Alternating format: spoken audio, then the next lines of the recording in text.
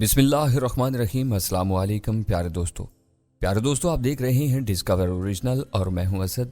اس سے پہلے آپ اس کہانی کی 40 اقساط سن چکے ہیں، اب قسط 41 ملاحظہ فرمائیں۔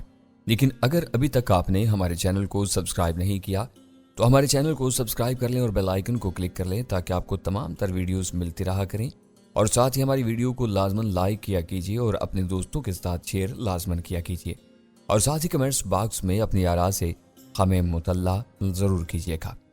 آئیے اس داستان کا آغاز کرتے ہیں۔ میں نے منت مانگی کہ آپ واپس آئے تو میں نفل پڑھوں گی، اس نے چائے کا پانی رکھتے ہوئے کہا۔ آپ سوچ نہیں سکتے کہ آپ کے غائب ہونے کے بعد میری کیا حالت ہوئی، یہ آپ کو کیسے لے گئے۔ میں نے اسے بتایا کہ میں کیسے ان کے چنگل میں پھنسا تھا۔ سرفراز کی موت کا سن کر وہ ششدر رہ گئی۔ آج اخبار میں گجو مٹا سے ملنے والی لاش کا ذکر کیا گیا ہے، مگر میں نے سوچا بھی نہیں تھا کہ وہ سرفراز کی لاش ہوگی۔ اس کی موت بھی بہت بھیانک تھی۔ وہ واپسی کے فوراً بعد ان کے ہتھے چڑھ گیا اور مارا گیا، اس کا سینہ چاک کر دیا گیا تھا۔ اللہ اس کی مغفرت کرے، وہ کیسا ہی آدمی صحیح لیکن اس نے ہمارا ساتھ دیا تھا۔ مجھے افسوس ہے کہ میں اس کی امانت بھی واپس نہیں کر سکا، وہ بھی ان لوگوں کے ہاتھ لگ گئی۔ لعنت بھیجے اس پیسے پر، اصل چیز تو اس کی جان تھی۔ مجھے اس کا افسوس ہے، مگر اس نے اسی پیسے کے چکر میں جان دی۔ اسے پہلے ہی بھاگ جانا چاہیے تھا، مگر وہ رقم کے لالچ میں رکا رہا اور مارا گیا۔ پھر آپ کے ساتھ کیا ہوا؟ اس نے چائے کا مہکتا کپ میرے سامنے رکھ دیا۔ اگرچہ اچھا نہیں ہوا مگر کچھ ایسا برا بھی نہیں ہوا، میں نے کہا اور اسے اپنے اوپر گزرنے والی بپتا سنانے لگا۔ جب میں نے گوہر شاہ کی سازش اور سائمہ کی پیشکش کا ڈھکے چھپے الفاظ میں ذکر کیا تو وہ تیش میں آ گئی اور خالص سنانہ انداز میں بولی، تھپڑ مارتے اس کمینی کے منہ پر۔ میں نے مہذب انداز میں یہی کام کیا تھا، میں نے کسی قدر مبالغہ آرائی کے ساتھ کہا، پھر اپنی جدوجہد کا ذکر کیا جو میں نے بچنے کے لیے کی تھی۔ حمیرہ کی آنکھیں چمکنے لگی جیسے میں کوئی اساطیری داستانوں کا ہیرو ہوں اور کوئی کارنامہ انجام دے کر واپس آیا ہوں، حالانکہ میں بمشکل اپنی جان بچا کر آیا تھا، اور وہ بھی شاداب اور امجد صاحب کی وجہ سے۔ یہ بتاؤ کہ ریسکیو مشن کس نے روانہ کیا؟ شاداب بھائی نے وہ بولی۔ اگر پاپا کے واقف کار DIG کے چکر میں رہتے تو اس نے وارنٹ حاصل کرنے میں صبح کر دینی تھی۔ پاپا اس سے رابطے میں تھے، اور جب میں نے محسوس کیا کہ وہ دیر کر رہا ہے تو میں نے شاداب بھائی سے رابطہ کیا اور ان سے التجا کی۔ انہوں نے کوئی جیک لگایا اور پولیس پارٹی بر وقت پہنچی۔ بالکل بر وقت، میں نے کہا۔ 1-2 منٹ کی تاخیر ہو جاتی تو گوہر شاہ کے بندے مجھے غائب کر دیتے۔ انہوں نے شاگ لگا کر مجھے بے بس کر دیا تھا۔ آنے والا DSP جو باہر امجد صاحب سے بات کر رہا ہے، یہ گوہر شاہ کا واقف کار ہے، اور شاید اسی وجہ سے وہ سیدھا اندر گھسا تھا۔ اسے اچھی طرح معلوم تھا کہ گوہر شاہ مجھے کہاں رکھ سکتا ہے۔ مجھے پاپا کی سمجھ نہیں آ رہی ہے، حمیرہ نے اچانک دھیمے لہجے میں کہا۔ ان کا رویہ بدلا ہوا ہے، میں نے آتے ہی محسوس کر لیا تھا۔ میں نے سر ہلایا، لیکن میرے خیال میں یہ فطری رد عمل ہے، بالکل غلط ہے۔ اس بار وہ تیز لہجے میں بولی، مجھے پاپا سے یہ امید نہیں ہے، آپ صرف میرے محسن ہی نہیں ہیں بلکہ آپ کی فیملی سے ہمارے پرانے تعلقات ہیں۔ حمیرہ اسے نارمل بات مت سمجھو، میں نے اسے سمجھانے کی کوشش کی۔ گوہر شاہ کسی زہریلے سام سے زیادہ خطرناک اور بھیڑیے سے زیادہ سفاک آدمی ہے، ایسے شخص سے دور رہنا ہی بہتر ہے۔ تب آپ اس سے دور کیوں نہیں رہتے؟ تم جانتی ہو میری مجبوری ہے، میں اسے نہیں چھوڑ سکتا۔ جب میں اس کی قید میں تھا تو اس نے خود اقرار کیا تھا کہ اس نے ہی عادل کو اغوا کرایا اور اس کے حکم پر عادل کے آزاد نکال کر بیرون ملک روانہ کیے گئے۔ میں اپنے بھائی کے قاتل کو کیسے معاف کر دوں؟ آپ مجبور ہیں تو میں بھی مجبور ہوں، میں پیچھے نہیں ہٹ سکتی۔ پلیز حمیرہ، آپ بات سمجھنے کی کوشش کرو۔ یہ نہیں سمجھے گی، امجد صاحب نے اندر آتے ہوئے کہا۔ میں بہت سمجھا چکا ہوں۔ وہ اپنے گلابی نازک لب کاٹنے لگی۔ پپا آپ، حمیرہ خدا کے لیے، ماجد کے بعد میں کوئی اور نقصان برداشت نہیں کر سکتا۔ وہ تھکے ہوئے انداز میں کرسی پر بیٹھ گئے۔ اگر تمہیں کچھ ہوا تو میں بھی زندہ نہیں رہ سکوں گا۔ امجد صاحب کچھ نہیں ہوگا۔ میں کھڑا ہو گیا۔ آپ اسے کچھ عرصے کے لیے کہیں اور بھیج دیں، اس دوران میں فیصلہ ہو جائے گا۔ کیسا فیصلہ؟ وہ تیز لہجے میں بولی۔ اور میں کہیں نہیں جا رہی حمیرہ، امجد صاحب نے تیز لہجے میں کہا تو وہ پاؤں پٹکتی ہوئی وہاں سے چلی گئی۔ میں شرمندہ ہو رہا تھا۔ امجد صاحب، میں معذرت خواہ ہوں۔ نہیں بیٹے، ایسا مت کہو، وہ بولے۔ میں خود بہت شرمندہ ہوں، کل سے اسے سمجھا رہا ہوں، اور اس دوران میں کئی بار ایسا بھی ہوا کہ مجھے اپنا لہجہ سخت کرنا پڑا۔ آپ ٹھیک کر رہے ہیں، آپ نے اور حمیرہ نے میری جتنی مدد کر دی وہی میرے لیے بہت ہے، اور اب میں آپ لوگوں کو مزید اس خطرے میں نہیں ڈالنا چاہتا۔ مسئلہ یہ ہے کہ میں آپ سے دور ہو جاؤں، تب بھی گوہر شاہ اس چیز کو نہیں سمجھے گا اور بدستور آپ کے اور خاص طور سے حمیرہ کے پیچھے پڑا رہے گا۔ اس کا سب سے بہترین حل یہی ہے کہ اسے کچھ عرصے کے لیے باہر بھیج دیں، بلکہ ہائر اسٹڈیز کے لیے بھیج دیں، تو اسے ایک ٹاسک بھی مل جائے گا۔ تم ٹھیک کہہ رہے ہو، میں نے بھی یہی سوچا ہے۔ فی الحال تو میں اسے اس کی خالہ کے پاس بھیج رہا ہوں، جب تک اس کا کہیں داخلہ نہیں ہو جاتا یہ وہیں رہے گی۔ تمہارے لیے بھی میرے ذہن میں یہی ہے کہ اب تم باہر چلے جاؤ۔ شاید میں ایسا ہی کروں، میں نے انہیں ٹالنے کے لیے کہا، کیونکہ میرا باہر جانے کا کوئی ارادہ نہیں تھا۔ تم آرام کرو، تھکے ہوئے ہو اور پھر بھی آرام پہ رہے ہو۔ جی ٹھیک کہا آپ نے، میں نے سر ہلایا۔ میرے لیے گیسٹ روم کا وہی کمرہ کھلوا دیا گیا تھا جہاں میں پہلے بھی رکا تھا۔ میں نے نیم گرم پانی سے غسل کیا تو جسمانی تھکاوٹ اور تکلیف میں خاصی کمی آئی تھی۔ حمیرہ چائے کے ساتھ پین کلر دینا بھول گئی تھی، مگر اب ضرورت نہیں تھی۔ میں بھی سونا نہیں چاہتا تھا، اس لیے بستر پر لیٹ کر کروٹیں بدلتا رہا۔ تقریباً 2 گھنٹے بعد میں اٹھا اور جوتے پہن کر نیچے کا رخ کیا، مگر جب باہر جانے والے دروازے کے پاس پہنچا تو نشستگاہ کی تاریکی سے ایک سایہ الگ ہوا اور میری طرف آیا۔ میں گہری سانس لے کر رہ گیا۔ تم جاگ رہی ہو؟ ہاں، کیونکہ مجھے معلوم تھا آپ چپکے سے فرار ہو جائیں گے، وہ بولی اور روشنی میں آئی تو میں نے دیکھا وہ مکمل لباس میں ماچوتوں کے تھی۔ اس کے ہاتھ میں اس کا بڑا سا ہینڈ بیگ تھا۔ میں نے سنجیدگی سے کہا، میں تو جا رہا ہوں، مگر تمہاری یہ تیاری کس خوشی میں ہے؟ میں آپ کے ساتھ احمقانہ باتیں مت کرو، میں نے اس کی بات کاٹ کر ناگواری سے کہا۔ مجھے تم جیسی پڑھی لکھی اور ذہین لڑکی سے اس رویے کی توقع نہیں تھی۔ آپ میرا رویہ دیکھ رہے ہیں، اپنے رویے پر غور کیا کبھی؟ وہ جذباتی ہوگی، آپ کا رویہ بھی آپ کی شخصیت کا مطابق نہیں ہے۔ میرا بھائی مارا گیا ہے اور میرا رویہ بالکل ٹھیک ہے۔ میرے آگے پیچھے کوئی نہیں ہے، میرے پاؤں میں کوئی زنجیر نہیں ہے، میں مرد ہوں، سب دیکھ سکتا ہوں اور چھیل سکتا ہوں۔ تمہارا ایک گھر ہے، باپ ہے اور دوسرے رشتہ دار بھی ہیں۔ تم ایک لڑکی ہو، نازک سی، اور اس سے زیادہ نازک تمہاری عزت ہے۔ تمہارے باپ کی جان تم میں ہے، تمہیں کوئی مجبوری نہیں ہے کہ میرے پیچھے یوں آؤ۔ مجبوری ہے، وہ صرف ایک وقتی احساس ہے۔ میں نے دل پر جبر کر کے اس کی محبت کی نفی کی۔ کچھ دن مجھ سے دور رہو گی، اپنی مصروفیات ہوں گی تو سب بھول جاؤ گی۔ اس نے بے یقینی سے مجھے دیکھا۔ آپ سچ مچ ایسا سمجھ رہے ہیں؟ آپ کے خیال میں ٹائم پاس کر رہی ہوں؟ آپ کا اور میرا ایک رشتہ ہے۔ شاید ہے، میں نے جان بوجھ کر بے پرواہی سے کہا۔ آج کل نوجوانوں کو ایسی کیفیت لاحق ہو جاتی ہے، چاہے وہ لڑکے ہوں یا لڑکیاں۔ کچھ عرصے بعد انہیں افاقہ بھی ہو جاتا ہے، جیسے نزلہ زکام وقت کے ساتھ خود ٹھیک ہو جاتا ہے۔ سیف پلیز چپ کر جائیں، وہ چلا اٹھی۔ آپ میری اور میرے جذبے کی توہین کر رہے ہیں۔ میرا خیال ہے میں نے ایسا کوئی کام نہیں کیا۔ میں نے لہجہ مزید روکھا کر لیا۔ مہربانی کر کے میرا پیچھا چھوڑ دو، مجھے اپنے دشمنوں سے نمٹنا ہے، میں دوسرے تیسرے چکروں میں نہیں پڑ سکتا۔ آپ اس نے کہنا چاہا اور پھر یکدم روتے ہوئے سیڑھیوں کا رخ کیا تھا۔ میرا دل بوجھل ہو گیا۔ حمیرہ کے جانے کے بعد میں نے مڑنا چاہا تھا کہ لاؤنج کی تاریکی سے سایہ اور الگ ہوا اور میں رک گیا۔ اس بار امجد صاحب تھے۔ تم نے اسے بالکل صحیح ڈوز دیا ہے، وہ دھیمے لہجے میں بولے۔ لڑکیاں ایسے ہی جذباتی ہوتی ہیں اور پھر وقت کے ساتھ سنبھل جاتی ہیں۔ میں نے گہری سانس لی۔ میں چاہتا ہوں کہ اب وہ مجھ سے اور میرے معاملات سے دور رہے، اس لیے میں خاموشی سے یہاں سے جا رہا تھا، مگر اب تو سب کو پتہ چل گیا ہے۔ جب تم آرام کرنے جا رہے تھے تب ہی میں سمجھ گیا تھا، وہ بولے۔ میرے ساتھ آؤ۔ ہم باہر پورچ میں آئے، وہاں گہرے سبز رنگ کی وین کھڑی تھی۔ یہ بالکل نئی وین تھی اور اس کی مضبوط باڈی تیز روشنی میں چمک رہی تھی۔ امجد صاحب نے کہا، یہ میں نے تمہارے لیے لی ہے، تم ایک اچھی گاڑی کی ضرورت ہے، لیکن مجھے اس کی ضرورت نہیں ہے۔ بالکل ہے، وہ زور دے کر بولے۔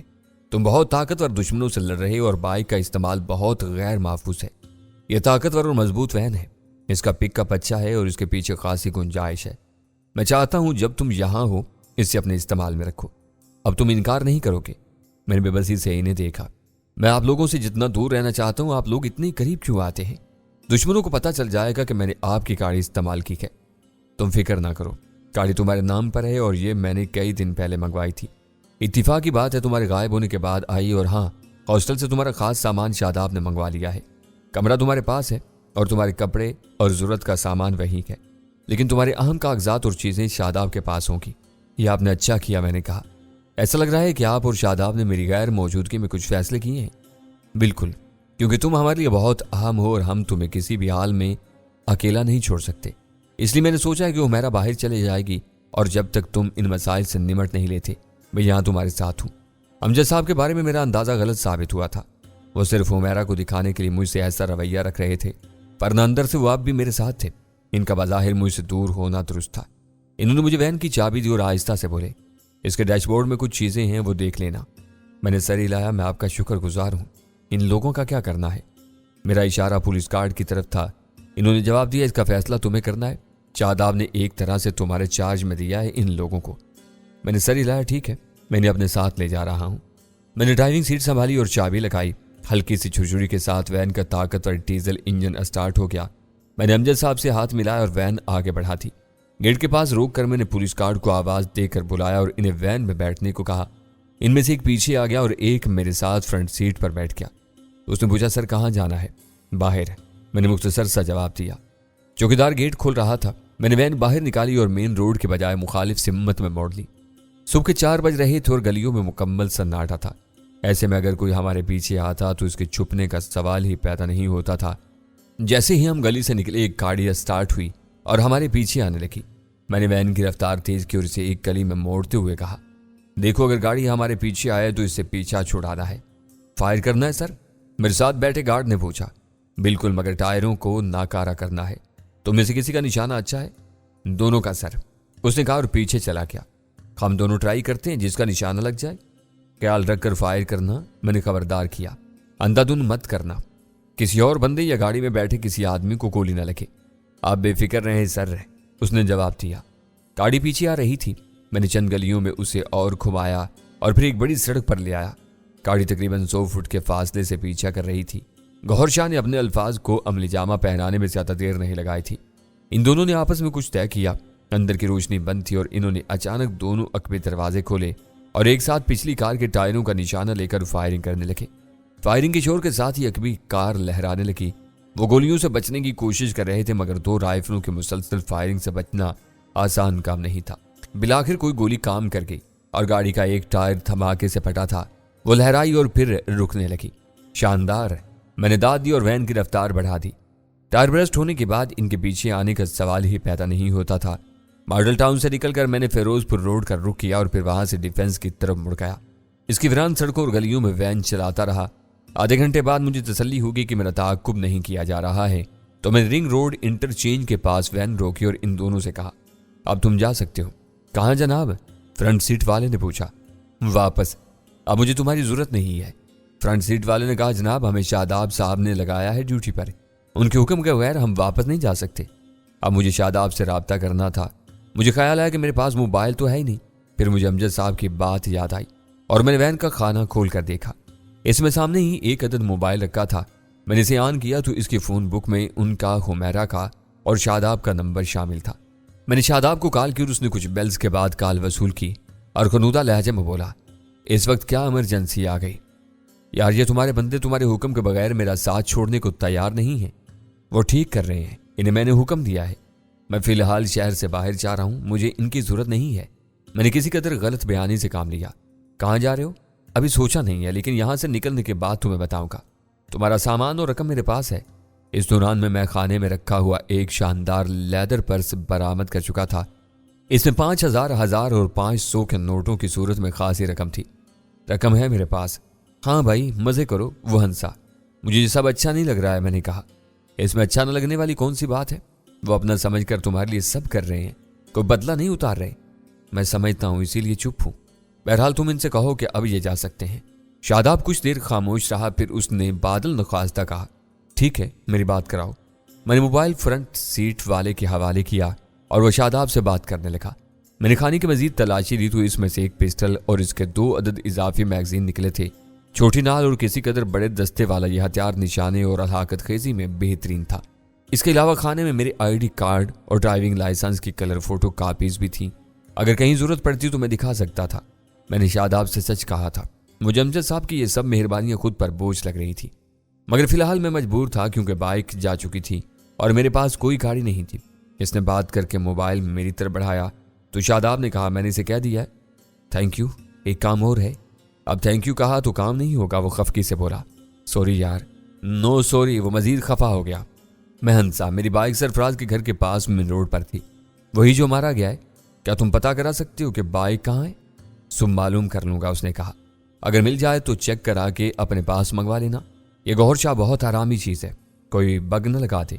मैं करवा लूंगा, अब आराम करो। मैंने कॉल काट दी। सर हमें किसी ऐसी जगह उतार दे जहां से हमें कोई कन्वेंस मिल सके। इन्होंने दरखास्त की तो मैंने सर हिलाया और इन्हें रिंग रोड पर ही एक जगह उतार दिया जहां सुबह के इस पहर भी रिक्शे टैक्सियां मौजूद थी। मैंने इन दोनों को 1,000 दिए और वो मेरा शुक्रिया अदा करके चले गए। इनके जाने के बाद मैंने हॉस्टल का रुख किया। वैन उसी गली में एक जगह खड़ी कर दी और खुद पैदल हॉस्टल आया। सुबह के 5 बजे थे और मेन गेट बंद था। मैंने बेल दी तो करम आंखें मलता हुआ आया। मैंने शफीक का पूछा तो उसने कहा उसके भाई का तबीयत खराब था, वो उधर गया है। दूसरी चीज़ों के साथ मेरी चाबियां भी गई थीं और अब मैं अपने ही कमरे में नहीं जा सकता था जब तक शफीक ना आ जाता। शादाब ने मेरा सामान मंगवाया था तो उसने किसी तरीके से तो कमरा खोला होगा, इसके पास इजाफी चाबियां थी। शादाब ने सिर्फ रकम और मेरे डॉक्यूमेंट्स मंगवाए थे। मैं लाउंज में आ गया और एक सोफे पर दराज हो गया। करम नीचे काउंटर वाली जगह सो रहा था, वो फिर सोने चला गया। इससे कुछ पूछना बेकार था, चाबियां शफीक के पास ही हो सकती थी। मैं थका हुआ था इसलिए कब आंख लगी मुझे पता नहीं चला। किसी ने हिलाया तो मैं हड़बड़ा कर उठा था और मेरा हाथ बेसाख्ता पतलून की जेब की तरफ गया, मगर शफीक को देख कर रुक गया और मुझे याद आया कि पिस्टल तो वैन ही में है। मैंने वापस खाने में रख दिया था। मेरे तासरात ने शायद शफीक को डरा दिया। उसने जल्दी से कहा आराम से डॉक्टर साहब, ये मैं हूँ, खुदा न खास्ता कोई बुरा ख्वाब तो नहीं देख रहे थे? नहीं। मैंने गहरी सांस ली, जरा टेंस हूँ इसलिए ऐसा रद्द अमल दिया। क्या हुआ जी, खैर तो है? कल पुलिस वाले आए थे, आपका कमरा खुलवाया और कुछ सामान ले गए थे। मैंने जी मना किया था मगर जनाब ये सुनते कहाँ हैं। बहरहाल जब वो जा रहे थे तो मैंने इनके नाम और थाने का पूछ लिया था। फिक्र मत करें, वो मेरे एक एसपी दोस्त के आदमी थे। मैंने उसे तसल्ली दी। मेरे साथ ट्रेजेडी हुई और कल डकैती में मेरा सामान छिन गया। मैं खुद भी चक्कर में पड़ा था और इसी वजह से मैंने पुलिस की मदद से सामान उठवा लिया ताकि डाकुओं की जानिब से कोई गड़बड़ हो तो आप तक बात ना आए। वो चाबियां भी ले गए थे। शफीक ने मजीद सुकून का सांस लिया। ये तो आपने फिर बहुत अच्छा किया जो मुझ गरीब का ख्याल रखा। वैसे पुलिस वाले भी बहुत शराफत से आए थे और कोई बदतमीजी या हंगामा नहीं किया। अगर वो आपसे जरा भी बदतमीजी करते तो पेटी उधर जाती। मैंने खड़े होते हुए कहा आपके पास कमरे की डुप्लीकेट चाबी होगी, वो अनायत कर दें। क्यों नहीं जी, मैंने बाहर वाला ताला भी दूसरा लगा दिया था एहतियात के तौर पर, उसने कहा और काउंटर की दराज से मुझे कमरे की इजाफी चाबियां दी। इसका शुक्रिया अदा करके मैं ऊपर आया और सबसे पहले शावर लेकर कपड़े बदले। मेरे ये कपड़े भी मैले हो रहे थे। जब तक ताज़ा दम हुआ नीचे नाश्ता बनना शुरू हो गया था। मैंने नाश्ता किया और शफीक को डोंट डिस्टर्ब का कहकर ऊपर आ गया। सोने से पहले हुमैरा और तारिक को मैसेज कर दिया कि मैं खैरियत से हूँ। इसके बाद मैं लंबी तान कर सो गया। आंख खुली तो कमरे में तारीकी थी, ऐसा लग रहा था कि शाम हो चुकी है। मैंने वक्त देखा तो हैरान रह गया। शाम के 6:45 बज रहे थे।